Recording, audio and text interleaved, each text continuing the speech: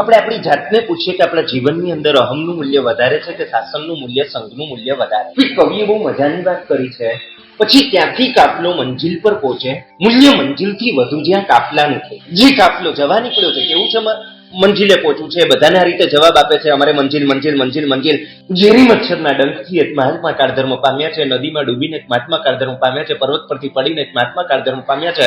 ત્રણેય મહાત્માઓના છેલ્લા શ્વાસના એ ઉર્મિઓ, એ સ્પંદન, એ સંવેદના, એ જ વિનંતી, એ જાગજો.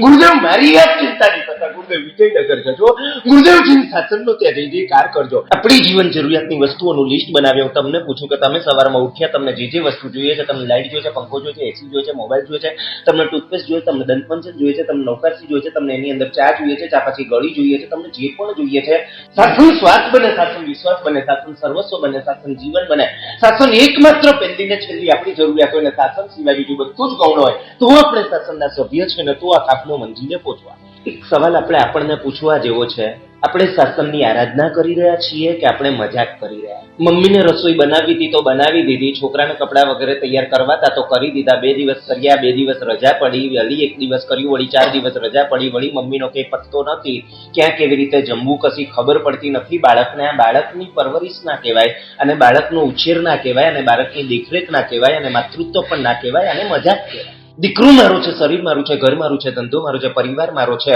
આ બધામાં મારાપણું છે. શાસનમાં મારાપણું, મારું શાસન. સિંહ સુરીજી મહારાજા 3 શિષ્યોના વિદાયના આઘાતની સાથે આગળ પોતે વધી રહ્યા છે. હજી પંથ લાંબો છે, હજી પંથ વિકટ છે, હજી યારો લાંબા કરવાના છે. હું તમને કહું, ઘરમાં, ધંધામાં, શરીરમાં, પરિવારમાં ક્યાંય આ મુદ્દા આવતા નથી. અહીંયા બધા સત્વ, સંયોગ, ભવિતવ્યતા, આ બધા મુદ્દાની ઉભા રહેનો સીધો અર્થ એ છે, આપણને શાસન મારું લાગ્યું હતું.